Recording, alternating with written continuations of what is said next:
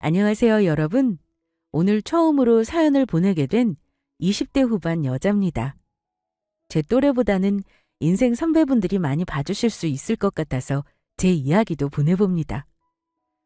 저는 나이가 많지 않지만 이미 한 번 이혼을 하고 혼자 살고 있는 돌싱이에요. 사람은 누구나 큰 실수를 한다고 하는데 저는 그게 결혼이라고 생각했어요. 하지만 이제는 훌훌 털어버리고 제 상처로부터 벗어나려고 합니다. 모두 실화라는 사실 말씀드리면서 이야기 시작해 볼게요. 저는 어렸을 때부터 평범한 다른 친구들과 달리 힘들게 살아왔어요. 부모님께서 아무리 노력해도 아이가 생기지 않다가 엄마는 40대 중반, 아빠는 거의 50대 중반에 기적적으로 저를 임신하고 낳으셨거든요. 그래서 주변 친구들 부모님보다는 나이가 훨씬 많으셨고 편찮으신 곳도 많았습니다. 학교 갔다가 집에 갔을 때를 생각하면 항상 엄마 아빠는 파스를 붙이고 계셨으니까요. 부모님께서는 마땅한 직업이 없으신 분들이었고 일용직이나 생계형으로 폐지를 주우러 다니시곤 했습니다. 이런 힘든 환경 때문인지 저는 국가에서 많은 도움을 받아왔어요. 그래도 지금까지 단 한 번도 엄마 아빠를 원망한 적은 없습니다. 이런 모든 상황을 그 누구를 탓할 수 있으려나요? 대학교를 졸업하고 나서 저는 평소에 관심 있던 영어 강사로 일을 하게 되었습니다. 사교육은 돈이 많이 든다는 말을 듣기도 했고 공부도 잘해왔어서 취업은 금방 할 수 있었죠. 그렇게 한 2년 정도 다녔을까요? 집안의 가장 노릇을 하며 돈을 차곡차곡 모으고 있었는데 그때 마침 저희 엄마께서 쓰러지셔서 병원 신세를 지게 되었습니다. 하늘도 무심하시지. 이제야 돈을 모으고 멀쩡히 살아가려고 하는데 대체 무엇이 그렇게 못마땅하신 건가 라는 생각을 얼마나 했었는지 모릅니다. 아빠는 일을 계속 하셔야 했고 간병인 비용은 만만치 않았고요. 결국 제가 일을 그만둬야 했습니다. 가만히 있을 수는 없어서 온라인 과외를 병행하며 엄마를 돌봤어요. 그때 제가 27살이었습니다.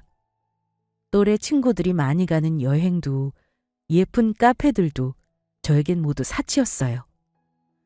그렇게 간병을 한 지 반년 정도 되었을 때 저는 병원에서 한 남자를 만나게 됩니다. 슬쩍 보니 옆 병실 환자의 아들이었고 하루는 저에게 어린 나이에 고생한다고 말까지 붙이더니 몇 개월 동안 내내 맛있는 것도 사다 주고 힘들 땐 이야기도 들어주더군요. 그의 적극적인 구애 끝에 저희는 서로를 의지하는 연인 사이가 되었는데요. 머지않아서 남자친구는 저에게 결혼 이야기를 꺼냅니다. 결혼하기 이른 나이인 것을 알고 있었지만 저도 얼른 좋은 가정을 꾸리고 싶은 마음도 있었어요. 그렇게 결심을 한 저희는 빠르게 양가 허락을 받고 집은 남자친구가, 혼수는 그동안 모아둔 돈으로 제가 해가게 됩니다. 결혼 준비를 하기 전 저는 돈을 좀이라도 모으고 싶어 영어 강사로 다시 일을 하고 있는 상황이었고 그렇게 일을 하면서 결혼까지 다 마치게 되었는데요. 그런데 결혼을 하고 나니 남편이 본색을 조금씩 드러내기 시작했습니다. 하루는 남편이 밤 9시에 일을 마치고 온 저를 앉혀놓고 이야기를 꺼내더라고요. 예나야, 내가 많이 생각해봤는데 우리 부부잖아. 그래서 결혼하고 나면 서로 기댈 수 있고 돌봐줄 수 있을 거라고 생각했는데 예나가 영어 강사다 보니 일반 직장인과 일하는 시간도 맞지 않아서 예나를 볼 시간도 많이 없네. 나는 돈을 많이 벌어오는 아내보다는 내가 기댈 수 있고 심리적으로 안정적으로 만들어줄 수 있는 사람이 필요하거든. 그래서 그런데 일을 잠시 그만둬줄 수 있어? 일을 그만두라고? 아니 왜? 우리가 넉넉한 형편도 아니고 아이까지 계획하고 있는 거면 맞벌이를 해야지. 그건 그런데 나 예전부터 퇴근하고 오면 날 반겨주는 와이프에 대한 로망이 있었거든. 요새 좀 싱숭생숭하기도 하고 일 잠깐 그만두고 나한테 좀 집중해주면 안 될까? 갑작스럽게 남편은 저에게 일을 그만두기를 요구했어요. 저는 미래 아이의 계획을 위해서라도 돈을 더 많이 모아두어야 한다고 생각했는데 남편은 제가 내조를 했으면 좋겠다고 일주일 내내 조르더군요. 아껴 쓰면 300만 원으로는 살 수 있지 않겠냐면서요. 사실 남편의 월급은 300만 원도 되지 않았지만 남편보다 중요한 게 뭐가 있겠냐고 생각하면서 저는 잠시 일을 그만두기로 합니다. 정말 누구보다 좋은 와이프가 되고 싶었거든요. 그런데 제가 어려서 간과했었나 봐요.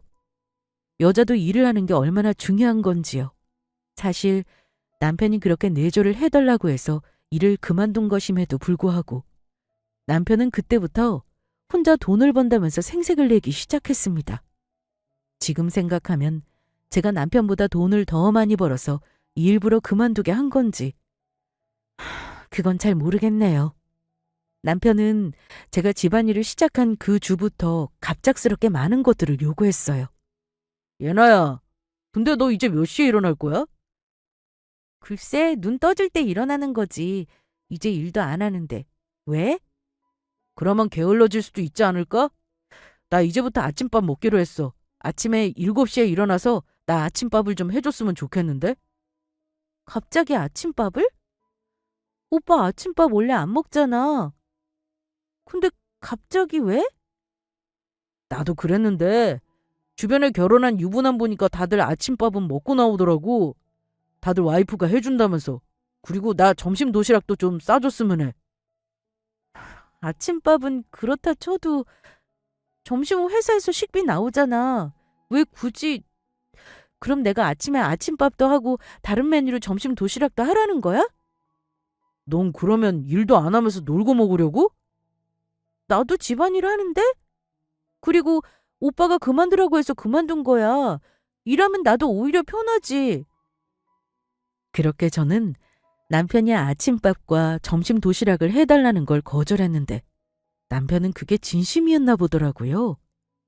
아침 6시가 되면 절 깨워서 배고프다고 난리를 쳤고 전 남편하고 합의를 봤습니다. 다른 메뉴로 점심 도시락까지는 제가 챙길 수 없다. 아침밥만 챙기겠다고요. 그렇게 아침에 일어나서 간단한 토스트나 미역국에 밥 정도를 챙겨주었는데요. 지금 생각해도 이해가 잘 되지 않네요. 일도 안 하는 제가 보기 싫어서 아침밥을 해달라고 했던 것 같은데 그러면 대체 왜 일을 그만두라고 했던 걸까요? 그래도 저는 집안일도 모두 도맡아 하면서 남편의 아침밥을 챙겨주었습니다. 제가 전업주부니 완전히 무리한 요구는 아니라고 그때까진 생각했고요. 그 뒤로 남편은 점점 저를 무시하기 시작합니다. 하루는 남편이 회사에서 갑자기 저에게 전화를 했어요. 오빠, 무슨 일이야? 예나야, 지금 우리 엄마한테 좀 가봐야겠어. 엄청 급하대. 난리 난 것 같아. 한 번만 가봐. 어? 어머, 어머님이 왜? 무슨 일인데? 대충 말을 해야지. 119 부를까? 아니, 예나야, 너가 먼저 빨리 가봐봐. 엄청 급해. 저는 너무 놀라서 차로 15분 정도 거리에 있는 시댁으로 거의 날아가다시피 달려갔고 초인종을 누르고 문을 쿵쿵쿵 땀을 닦으며 두드렸는데요. 어머님은 아무렇지 않게 태어난 모습으로 문을 열어주시더라고요. 아유, 난 뭔가 했네. 얘나구나? 얼른 들어와. 아유, 놀래라. 문 부서지겠다. 아니, 오빠가 엄청 급한 일이라고 해서 무슨 일 있으세요, 어머님? 어디 편찮으셨어요? 예, 날 봐라. 젊은 나이에 우리 아들 낳아서 나는 지금 50대밖에 안 돼. 아픈 곳이 어디 있겠니? 일로 와봐. 급한 건 이쪽이니까. 그렇게 어머님을 따라서 놀란 마음으로 간 부엌에는 김치 한 박스가 놓여 있었어요. 아니, 이게 무슨... 김치 사셨어요? 김치 하나 샀는데 아니 내가 손에 힘이 없어가지고 그걸 줄 수가 있어야지. 거기서 저 통으로 좀 옮겨서 김치 냉장고에 좀 넣어라. 아니 뭐해? 거기 김치 다 꺼내서 넣으라니까. 아니 어머님 이걸 굳이 제가 올 때까지... 아이 그리고 저기 뒤에 베란다에 바퀴벌레들 있던데 좀 잡아봐. 내가 벌레는 또 끔찍하게 싫어하거든. 그것도 알까고 하면 골치 아파진다고. 아니, 너 일 그만뒀다며? 그럼 시간도 많은 거잖아. 우리 아들이 돈 버는데 그럼 집에 가만히 있으려고 했어? 어머님, 이게 급하시다고 오빠한테 전화하신 거였어요? 아이, 그럼 급하지 뭐가 안 급해. 이 여름에 그 김치를 밖에다가 내놓고 있어야 되는데 이것보다 급한 게 또 있냐? 저는 한참을 서 있다가 시어머님의 닭다리에 김치를 하나씩 옮겨 담았습니다. 어찌나 엄마가 보고 싶던지 눈물이 울컥울컥 치미는 걸 100번도 더 꾹 눌렀네요. 그렇게 다 하고서 저는 다음엔 정말 급한 일이 있으실 때 부르라는 말과 함께 집에 가기 위해서 일어섰습니다. 집에 오자마자 저는 남편을 거들떠보지도 않고 방으로 향했고 저는 그날 바로 일을 다시 구했어요. 남편이 그렇게 집에서 놀고 먹는다고 하니 제가 일을 하는 수밖에요. 지원한 영어 학원에서 바로 그 다음날 면접을 오라고 했고 저는 2번의 면접을 진행한 뒤 최종 합격하게 되었습니다. 저를 어찌나 마음에 들어 하셨던지 바로 그 다음날부터 출근을 하라고 하시더라고요. 저는 이 소식을 집에 온 남편에게 기쁜 마음으로 전했습니다. 오빠, 나 일해. 내일부터 출근하래. 여기서 걸어서 10분 정도 되는 영어학원이야. 경력도 다 인정해줘서 페이도 좋고 내 교실도 따로 있대. 괜찮지? 아니, 뭐라고? 갑자기 그렇게 출근한다고 통보하는 게 어디 있어? 내가 언제 일하라고 했어? 대체 왜 그렇게 일에 목숨을 걸어? 오빠 웃긴다. 나보고 도와달라고 그만두라고 할 땐 언제고 그만두니까 그날부터 나 무시했잖아. 아침밥 해달라, 도시락 싸달라. 그것까진 그럴 수 있다고 치는데 하루 종일 집에서 놀고 먹는다고 하잖아. 나보고 대체 어떻게 하라는 말이야? 뭘 어떻게 하라는 말이야. 내가 여태까지 말 그렇게 했던 거 너 일하라고 했던 건 아니었어. 밖에서 일은 하지 말고 그만큼의 일을 집에서 하라는 거였다고. 그게 대체 무슨 소리야? 집안일하는 사람이 필요했던 거야? 아니면 혼자 돈을 버는 가장의 역할을 하고 싶었던 거야? 그럼 외벌이로 충분한 월급이 되어야지. 지금은 우리 둘 다 열심히 벌 때야. 나 내일 무조건 출근해. 그런 줄 알아. 그렇게 저는 문을 닫고 방 안으로 들어갔어요. 집안에서 그만큼 일을 하라는 거였다니 그런 궤변이 어디 있나요? 그냥 내보내지 않고 집에만 가둬두고 싶었던 걸까요? 저는 그날 남편과 다른 방에서 잠이 들었고 남편이 회사 가는 것도 보지도 못했어요. 새벽까지 복잡한 마음에 늦잠을 잤거든요. 겨우 눈을 뜨고서 서류 준비까지 모두 마치고 학원에 출근을 했는데요. 원장님이 저를 보시고는 당황한 얼굴로 말씀하시더라고요. 아니, 여기 어떻게 출근 못한다고 하지 않으셨나요? 남편분한테 연락을 받았는데. 네? 저희 남편이요? 네. 제가 어젯밤에 바로 연락을 받았는데 집안 사정으로 출근을 못한다고 하셨거든요. 그래서 면접 본 다른 분께 연락해서 지금 다른 선생님이 와 계신 상태입니다. 아유, 죄송해요. 저희도 어쩔 수가 없네요. 어제 적잖이 저희도 당황했거든요. 아, 그럼요. 알겠습니다.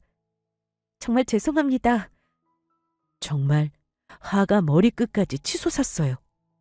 대체 왜 제가 일을 못하게 하는 건지 학원에서 나오자마자 남편에게 전화를 거니 남편은 집에서 일을 하라고 뭐라고 하지 않겠다고 저를 달래더군요.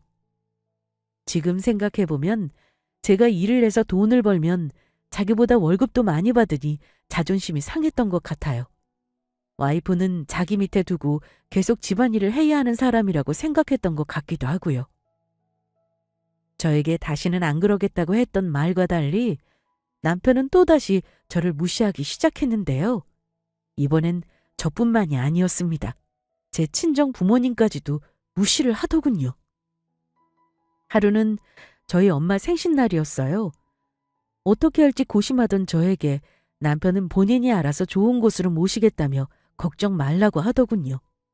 저는 그 말만을 철썩 믿고 있었고요. 그렇게 저녁이 되고 편찮으신 친정 부모님 그리고 저를 데리고 간 곳은 어디였을지 감이 오시나요?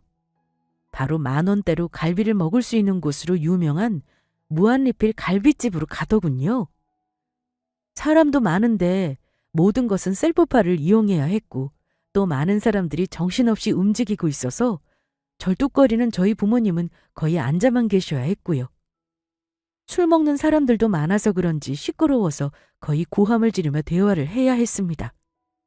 저는 화가 나서 고기가 입으로 들어가는지 코로 들어가는지 알 수도 없었고 또 외부 음식은 반입이 안 된다면서 케이크 또한 꺼낼 수도 없더군요. 친정 부모님은 저를 생각해서 또 다 괜찮다고 고기 맛이 좋다며 웃어주셨고 저는 조용히 화만 참을 뿐이었습니다. 고기를 한참 굽던 남편은 갑자기 아참 선물 드려야지 장모님 이거 받으세요 라고 하더군요. 고맙다며 선물을 받아들고 뜯어보는 엄마의 얼굴이 살짝 굳어지는 것 같길래 저도 뭔지 달라고 해서 선물을 받는데요. 선물은 바로 때가 잔뜩 낀 어깨 마사지더군요. 이게 말이나 되나요?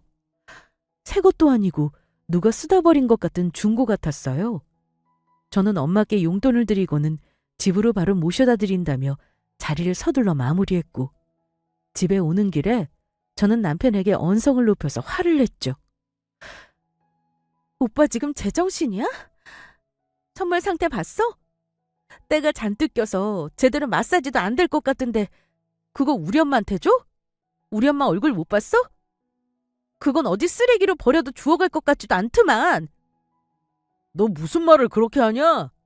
장모님이 고맙다고 하는 거 못 봤어? 나 그거 일부러 드린 거야. 중고로 사면 아 이놈 알뜰하구나 이렇게 좋게 생각하실 거 아니야. 무슨 말도 안 되는 소리야? 그럼 고맙다고 하지. 거기서 그걸 너 얼굴에 던져버릴까? 그리고 알아서 좋은 곳으로 모시고 간다며. 고심해서 간 곳이 거기야? 10,000원짜리 무한리필집? 싼 건 좋아. 그래. 근데 대화는 할 수 있어야 될 거 아니야. 우리 아무 말도 못하고 고기만 대충 자르고 허겁지겁 먹고 왔어. 엄마는 다리가 아파서 거의 움직이지도 못하셨고 화장실 가려다가 기름 때문에 미끄러져서 크게 다치실 뻔도 했어. 그러니까 왜 움직이셔서는 거기 맛집으로 유명한 데야 평도 좋았다고. 됐다. 내가 오빠랑 무슨 말을 하냐. 내 엄마 내가 챙겨야지. 근데 한 번만 더 우리 엄마 무시해봐. 가만히 안 놔둬? 그날도 엄마한테 어찌나 미안하던지 제가 결혼을 잘못해서 엄마까지 상처를 입는 것 같아서 속상한 마음뿐이었습니다. 이를 악물고 달력을 보니 참 어머님 생신이 다음 주에 있는 게 아니겠어요? 저는 남편이 어떻게 할지 궁금해졌고 조용히 두고 보기로 했습니다. 남편은 또 알아서 한다면서 저에게는 어디로 갈지 말을 해주진 않았고요. 당일이 되고 함께 식사를 하러 향한 곳은 도착하니 저는 어이가 없어서 너털 웃음이 나오더군요.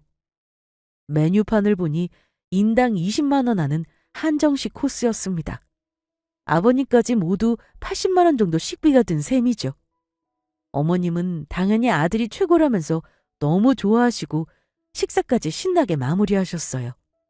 남편도 엄마가 좋으면 자기도 좋다면서 입이 귀에 걸려 있었고요. 그렇게 케이크까지 불고 나서 그래도 제가 준비한 자그마한 선물을 드리니 어머님께서는 고가운 듯이 말씀을 하시기 시작했어요. 근데 여기 한정식집하고 케이크까지 아주 비싼 걸로 완벽한데 이 선물은 좀 급이 안 맞지 않니? 그것도 백화점에 산 스카프예요. 가격 꽤 되는데요. 마음에 안 드세요? 아무리 너가 집에서 놀고 있고 돈은 아들이 다 벌어와도 그렇지. 우리 아들이 준 용돈을 차곡차곡 모아서 감사한 마음으로 나한테 비싼 선물을 할 생각은 못한 거니? 그러게요. 그렇게까진 못했네요. 용돈을 넉넉히 주진 않아서요. 어디서 자꾸 말대꾸야? 어려서 시집와서 눈에 보이는 게 없어? 10살 어리고 아무것도 모르는 애 며느리로 받아줬더니 집에서 놀고 먹기나 하고 아주 못된 것만 배워서는. 저 영어 강사로 일 잘하고 있었는데 자기 도와달라고 하면서 일 그만두러 간 거 오빠예요. 저는 그만둘 생각도 없었고요. 그 뒤로 계속 집에서 놀고 먹는다고 하길래 바로 취직해서 일한다고 했는데 그 학원에도 전화해서 저 일 못하게 만들었어요. 이쯤 되면 무시할 사람을 직접 하나 만들고 싶어 하는 거 아닌가요? 너 지금 엄마 앞에서 무슨 소리야? 못하는 말이 없어. 우리 엄마가 틀린 말 한 건 아니잖아.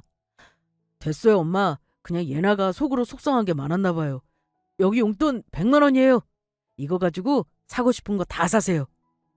어머나 참. 고마워 우리 아들. 내가 우리 아들 하나는 기똥차게 잘 키워놨어. 결혼을 좀 생각 없이 해서 그렇지. 예나도 앞으로 잘 보고 배워. 부모한테 어떻게 하는지. 저는 더 이상 말을 섞고 싶지 않아서 아무 말도 하지 않았고 조용히 집으로 돌아와서 방문을 닫았습니다. 저희 엄마한테는 중고 마사지기를 선물하더니 10,000원짜리 뷔페에 가서 밥을 먹더니 본인 엄마 생일에는 총 80만 원짜리 한정식 집에서 식사를 하지를 않나 100만 원 용돈을 드리다니 정말 답답해서 미칠 지경이었어요. 저는 그날 이후로 집안일에 아예 손을 놓아버리고는 제 살 길을 찾아 나섰는데요. 답답해서 찾아간 곳은 제일 친했던 친척 언니의 옷가게였습니다. 한참을 하소연을 하고 울고불고 하고 나니 마음이 조금 편해지더라고요. 가만히 저를 바라보며 같이 눈물을 흘리던 언니는 저에게 말했습니다. 우리 쇼핑몰 해보자. 너 예전부터 옷 잘 입기로 유명했었잖아. 너 아직도 20대야. 너가 10살 많은 그 남자한테 잡혀서 일도 못하고 이러고 있을 이유가 뭐가 있어? 또 꼬투리 잡을 테니까 일하는 건 말하지 말고. 나 언제부터 하고 싶었는데 이거 너랑 하라는 것 같다. 해보자 우리. 그렇게 저는 다시 한번 제 인생을 시작해보기로 하고는 쇼핑몰을 시작했습니다. 사실 수많은 가게들이 있어서 제가 성공할 거라고는 생각하지 못했는데 정말 다행히게도 초반부터 큰 사랑을 받을 수 있게 되었고 매출도 오픈한 지 3달째부터는 쑥쑥 오르기 시작했어요. 남편에게는 아무런 말도 하지 않았고 그냥 친척 언니의 옷가게에서 일을 도와준다고만 말을 했고요. 수입도 계속해서 오르고 있고 사업의 규모는 커지고 있었는데 남편은 그때까지도 아무것도 모른 채 저를 지적하고 무시하기 바쁘더군요. 그렇게 제 인생이 피기 시작하니 바로 드는 생각은 이혼을 하고 싶다였고 저는 차근차근히 준비하기로 마음을 먹었어요. 도저히 그 사람하고는 못 살겠었거든요. 매일 저는 오전 9시에 나가서 저녁 6시까지 일을 했고 남편도 일을 알고 있었고요. 하루는 일을 하다가 잠시 집에 서류를 두고 나온 것 같아서 차를 타고 집으로 향했는데 이상하게 지하 주차장에 저희 남편 차가 주차되어 있더라고요. 오후 1시쯤이었는데 말이에요. 오늘 회사를 안 간다는 이야기는 없었어서 전화를 해볼까 하다가 쎄한 느낌에 저는 조용히 집으로 올라갔어요. 그리고 저는 문에다가 귀를 대고 한참을 듣기 시작했습니다. 저희 아파트는 오래되어서 방음이 잘 안 되기도 했고 또 중문도 없었던지라 집안의 소리도 밖으로 종종 잘 들리곤 했거든요. 한 3분 정도 들었나? 한참 듣다 보니 여자 웃음소리가 함께 들리는 것 같더군요. 저는 확실하다 싶어서 바로 남편 차로 내려갔고 스페어 키로 남편의 블랙박스를 모조리 찾아보기 시작했습니다. 바람이었어요. 회사 동료였고요. 똑같이 한참 어린 신입 여직원이었습니다. 블랙박스를 다 틀어보니 정말 가관이더군요. 와이프가 정말 최악이다. 결혼 잘못했다. 시간을 다시 돌리고 싶다 등등 입에 담지 못할 말들도 했습니다. 바람을 핀 지는 좀 몇 개월 된 것 같았고 저는 모든 증거를 다 모으기 위해서 블랙박스에서 파일을 다 옮긴 뒤 다시 가져다 두었습니다. 한참을 멍하니 생각을 했어요. 눈물은 나지 않았고요. 그냥 여기까지인가 보다. 이 사람은 나를 종처럼 부리려다가 되지 않으니 또 어린애랑 바람을 피는 거구나 라는 생각에 마음이 완전히 정리가 되더군요. 이로써 저는 이혼에 한 발짝 더 다가섰네요.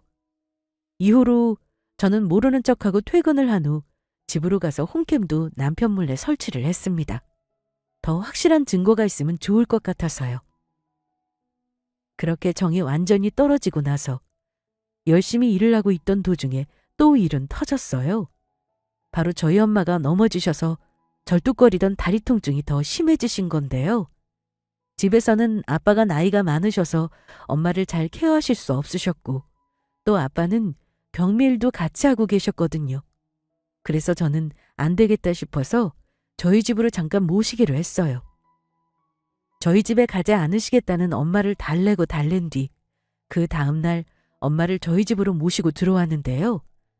남편은 영문도 모르겠다는 얼굴로 인사를 하고는 서 있더라고요. 그래서 저는 상황을 설명해야겠다 싶어서 남편을 잠깐 안방으로 불렀습니다. 엄마가 어제 어디 가시다가 넘어지셨어. 그래서 병원도 몇 곳 다 가봤는데 몇 주 동안 거의 꼼짝도 하면 안 된다고 하더라.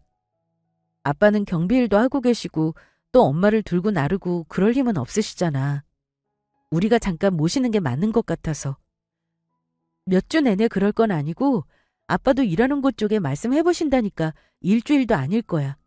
이해 좀 해달라고. 이 말을 할 때도 저는 남편의 눈을 마주치지 않았습니다. 인간으로 느껴지지도 않았거든요. 이혼 생각까지 다 하고 증거를 모으기 위해서 기다리고 있는 상황에 일어난 일이기 때문에 다른 방도는 없었네요. 너가 미쳤구나. 뭐라고? 지금 뭐라고 했어? 너가 미쳤다고 했어. 나 맨날 회사 오가고 너 먹여 살리려고 열심히 일하는 거 몰라? 근데 갑자기 장모님을 나랑 상의도 없이 데리고 와서 갑자기 간병을 하라고? 너가 밖에서 나가서 일을 거의 안 해봐서 모르나 본데 집에 와서는 쉬고 싶고 눕고 싶고 내 집처럼 있고 싶을 텐데 장모님이 계시면 내가 소파에라도 눕겠어? 넌 내 생각 하기는 해? 내가 너보고 간병을 하라고 했어? 우리 엄마를 모시고 매일 병원을 다녀달라고 했어? 나 그냥 일주일 정도만 그냥 같이 있자고 했어. 내가 하나부터 열까지 다 할 거야. 너가 신경 쓸 거? 아무것도 없어. 너희 엄마야도 이렇게 했을 거야? 어? 우리 엄마는 젊어서 그럴 일 없고 너 집에서 놀고 먹으려면 조용히 있어. 알바한다고 뚱땅대는 것도 봐줬더니 갑자기 일까지 버리고 그냥 장모님 편하게 장모님 댁에 있으시라고 하면 되지 못하러 모시고 와서 이 사단을 만들어. 일주일도 힘들다고 나는. 그리고 내가 말했지. 장모님 다려서 냄새가 난다고. 붕대를 오래 감고 계셔서 그런지 그 양냄새인지 나도 모르겠는데 그게 머리가 아프다니까. 냄새나는 노인네랑 어떻게 산다는 거야? 웃음밖에 안 나온다. 너 언제까지 그렇게 날 무시하면서 자신만만한지 두고 보자. 냄새나는 노인네? 넌 안 늙니? 너 엄마는 안 늙어? 너는 알아서 회사 다녀. 들어오든지 말든지 그건 너 알아서 해. 난 내일부터 엄마 챙겨야겠으니까. 저는 그렇게 하고 문 밖으로 나왔어요. 엄마는 말을 다 들은 건지 눈물을 살짝 훔치시는 것 같았고 저는 다 계획이 있다고 달래드리고는 방으로 모셨죠. 그 다음날 저는 사업상 챙겨야 할 것들이 있어서 잠시 쇼핑몰 사무실에 가야 했고 아침에 눈 뜨자마자 바로 사무실로 향했어요. 엄마, 잠깐 갔다 올게요. 나 뭐 좀 가지고 와야 해서. 아침은 옆에 있으니까 꼭 드시고요. 남편은 이미 출근을 한 지 온데간데 없었고 그렇게 사무실에서 1시간 정도 있었나? 언니하고 이야기를 나누고 집에 도착을 했는데요. 뭔가 허전하길래 바로 방으로 들어갔더니 엄마가 안 계시는 거예요. 저는 너무 놀라 온 집안을 소리 지르면서 다녔어요. 혹시나 뭐라도 필요하셔서 움직였는데 또 넘어지셨으면 어떡하나. 이번에는 완전히 다리를 못 쓰게 되시면 어떡하나. 이 생각 저 생각이 들었습니다. 그렇게 울면서 엄마한테 전화를 걸었는데 엄마는 태연히 전화를 받으시더라고요. 엄마, 어디예요? 어디냐고? 집이야. 왜 그렇게 울며 불며 그래? 나 집이다. 아무리 생각해도 이 집만한 곳이 없더라고. 우리 딸 놀랐구나? 괜찮다, 괜찮아. 이서방이 그랬어요?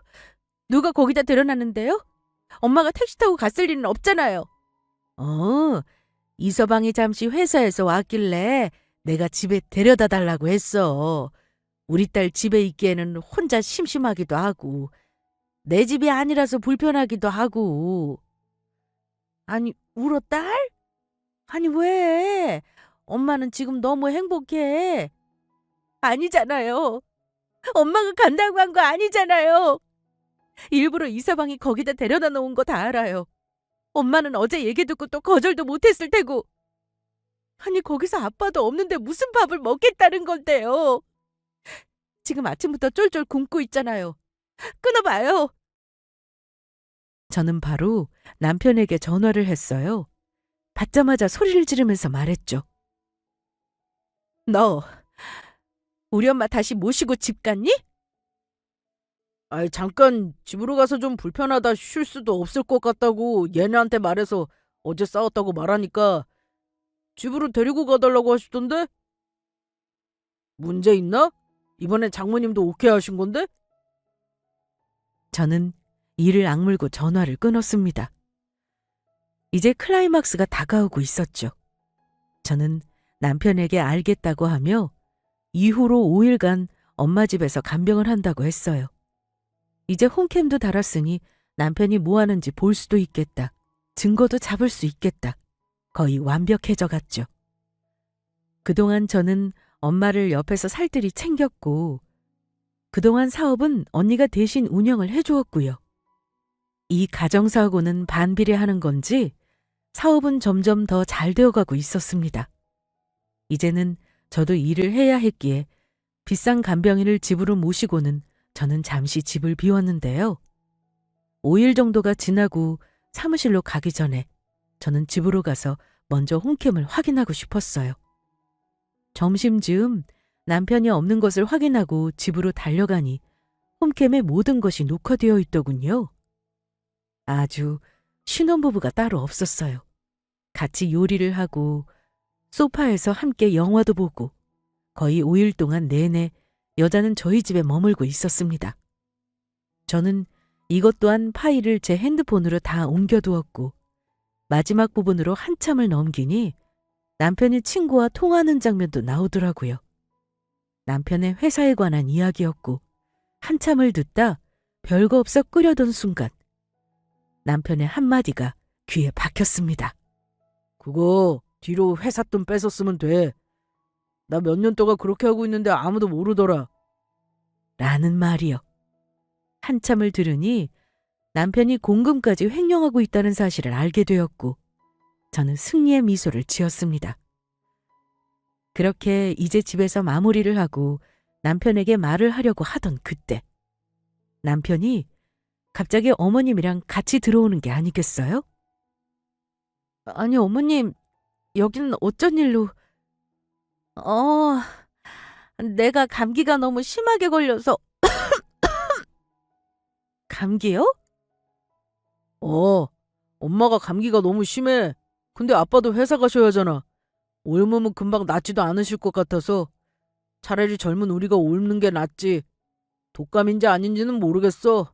내일 검사로 모시고 갈 거야. 잠깐 우리 집에 주무시는 거 괜찮지? 아이고, 머리 아파. 여기 좀 눕자. 예나야, 가서 꿀물 좀 타와라. 아니 이게 무슨 일이야 그래. 목소리도 잘 안 나오고 목도 아프고. 어머니, 여기 위쪽에 누우세요. 식사는 하셨어요? 아이 참 어떡해 진짜. 예나야, 뭐해? 가서 꿀물 좀 타다 달라고 하시잖아. 그때 저는 이성의 끈이 끊어졌습니다. 부엌에 가서 저는 꿀이 담긴 병을 바닥에 내던지면서 말했어요. 어머, 떨어졌네? 손이 미끄러워서. 너 그거 던진 거야? 그리고 어디다가 꿀물을 타라 말아야. 네 엄마는 네 같아. 나이 그렇게 먹을 대로 먹어놓고는 왜 어린애를 시켜 먹어? 너 지금 그게 무슨... 엄마 앞에서 못하는 말이 없네. 너야말로 우리 엄마 앞에서 못하는 말이 없었지. 우리 엄마 앞에서는 냄새나는 노인네라며. 그럼 니네 엄마는 병든 노인네겠네. 너 내일 회사 가지? 빨리 출근해줘. 나도 내일 니네 엄마 니네 집에 갖다 놔야 되거든. 너가 미쳤구나. 집에서 놀고 먹는 게 어째서 시어머니한테 예의 없이 굴어? 너 언제까지 나보고 집에서 놀고 먹는다고 할래? 나 영어 강사할 때도 너보다 돈 잘 벌고 있었어. 너가 나 부려먹으려고 내 자존심 깎아가면서 종처럼 부리려고 나 일 그만두라고 한 거잖아.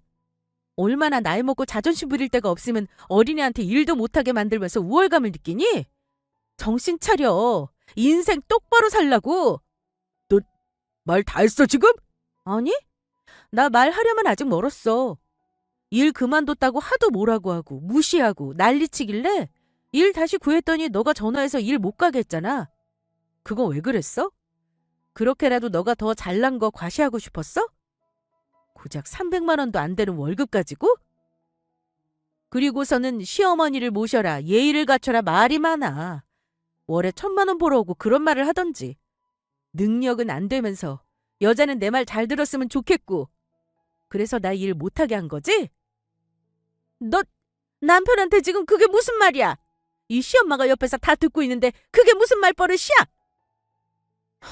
저기 할머니도 잘 들으세요. 본인 아들이 저 일 그만두게 한 건 모르고 급하다고 부른 이유가 김치를 옮기라고요? 김치 냉장고를 닦으라고요?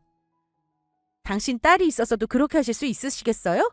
그리고 어린애가 못 배워 먹어서 시집 왔다. 그 못 배운 어린애를 몇 개월 동안 결혼하자고 쫓아다닌 게 당신 아들이에요. 집에서 놀면서 엄마한테 급한 일 있으면 갈 수도 있는 거잖아. 그게 그렇게 억울했어? 일 못하게 한 것도 그렇게 억울했고? 난 그냥 조용히 집안일 하라고 일을 그만두게 했던 건데 과대 해석하지 마. 그럼 집안일 하는 것도 존중을 해줬어야지. 나한테는 그렇다 치자. 근데 너 우리 엄마 생신 때 어떻게 했어? 때 가득 껴서 거의 검은색 되어가고 손자국 다 남아있는 마사지기 선물하지 않았어? 그리고는 뭐? 알뜰하게 샀으니까 더 좋아하실 거라고? 참 못됐다. 네 엄마 입에 들어가는 건 안 아깝고 우리 엄마한테 들어가는 건 아까워 죽겠니? 그리고 나서 20만 원짜리 한정식 코스를 데리고 가는 꼴이란. 내가 내 엄마 더 모시고 더 챙겨드리고 싶어하는 건 당연한 거지. 그게 뭐가 그렇게 문제가 되는데? 아, 그럼 너도 돈 많이 벌어서 너 엄마 모시던지. 너 말 잘했다. 너 말대로 나 돈 많이 벌고 있어. 나 알바하는 게 아니고 내 쇼핑몰 운영하고 있었거든. 여기 내 핸드폰 보면 이번 달 매출 나오거든. 처음에는 그냥 너가 일도 못하게 하고 해서 시작한 거였는데 점점 사람도 모이고 인기도 많아지더라. 매출 봐봐. 입이 떡 벌어지지. 너는 죽을 때까지 이런 얼굴 꿈에도 못 꾸겠지? 너가 아무리 나를 맞고 종으로 부리려고 해도 우리는 이런 운명이야. 내가 위고 너는 아래야. 나보다 10년 먼저 살면서 뭐 했니? 돈 안 벌고. 잠시만. 이게 너 매출이라고? 이게 진짜야? 너 이 돈 다 너가 지금 가지고 있어? 내 돈이니까 내가 다 가지고 있지 당연히.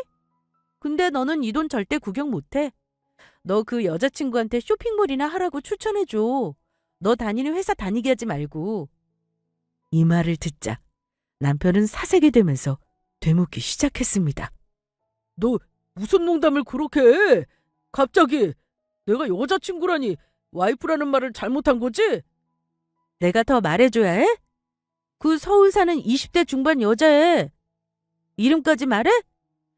나 집에 없을 때 여기서 신혼부부 코스프레한 그 여자애 말이야. 하루 이틀 사귄 것도 아닌데 왜 그래? 너 컴퓨터로 들어가서 대화 내용도 다 복사했고 블랙박스 파일도 다 나한테 있어. 아참, 그리고 너가 무슨 회사 돈도 뒤로 빼돌렸다지? 그거 음성도 다 나한테 있는데 너 집에 홈캠 있는 건 몰랐지? 내가 혹시 몰라서 설치해놨었는데 재밌는 게 많더라고. 이혼하자. 유책 배우자는 당연히 너고 변호사한테 물어보니 내가 위자료도 잔뜩 받을 수 있다더라. 증거가 워낙 확실하다면서 말이야. 그리고 내가 곧 너네 회사 앞에 가서 전단지도 사진 붙여서 뿌릴 예정이야. 미리 봐도 저기 전단지 이미 있으니까 그리고 공금 횡령 건은 오늘 내가 회사 측에 메일 보냈으니 이제 말이 있겠지? 아니, 예나야, 지금 농담하는 거지? 회사에 메일을 보냈다고? 아니, 일을 그렇게 크게 만들 이유가 없잖아. 내가 잘할게. 내가 처음에 공주처럼 모시겠다고 했잖아. 그거 농담 아니거든? 내가 잠깐 눈이 돌았었나 봐. 이제 나 완전히 정신 차렸어. 한 번만 용서해주면 내가 이제 너한테 목숨까지 다 바칠 수 있는데 제발 아니라고 해줘. 나한테 돌아온다고 해줘. 아니 이게 다 무슨... 아니 예나야, 우리 아들이 뭔가 실수를 했나 본데 한 번만 다시 생각을... 어머님도 교회에 엄청 목숨을 거시잖아요. 막 열정적으로 기도하시던데. 주위 분들도 남편이 해서 기도해 주시면 좋을 것 같아서 아까 전단지 거기 교회에 붙이고 왔어요. 저 잘했죠? 아니 예나야, 그게 진짜야? 아이고 이걸 어떻게 진짜... 이미 무슨 말을 해도 끝났어. 너도 그리고 어머님도요. 그러니까 잘하시지 그러셨어요. 더 이상 건들지 마세요. 저 무슨 일 벌일지 모르니까. 법정에서나 보도록 하죠. 아, 그리고 전 남편! 여자친구도 준비하라고 해. 상간녀 소송도 할 거니까. 너네 엄마도 곧 늙으실 거다. 저는 얼굴이 사색이 되어서 울고 있는 어머님, 그리고 남편을 뒤로 하고는 집을 나왔습니다. 그 뒤로는 사람을 시켜서 거기에 있는 모든 짐을 꺼내오게 했고요. 그 뒤로는 이혼 소송을 진행한 뒤 저는 저에게 정말 유리한 결과를 얻게 되었습니다. 위자료도 두둑히 받았고 상간녀 소송도 잘 진행을 했고요. 그 뒤에 이야기를 들으니 남편과 상간녀 모두 회사에서 잘리고 어머님도 교회는 더 이상 나가지 못하고 모두 이사를 갔다고 하더라고요. 이 동네에서 고개 들고 살 수는 없었겠죠. 저 요즘은 어떻냐고요? 제 쇼핑몰은 점점 더 승승장구하면서 잘 유지하고 있습니다. 정말 행복한 나날들이에요. 어린 시절 힘든 시간들 때문에 저는 일찍 예쁜 가정을 꾸리고 싶었는데 그것 또한 사치였던 건지 현재는 부모님께 용돈도 드리고 효도도 하면서 행복하게 잘 지내고 있습니다. 앞으로도 제 인생 꽃길만 열리길 기도해 주세요. 정말 감사합니다.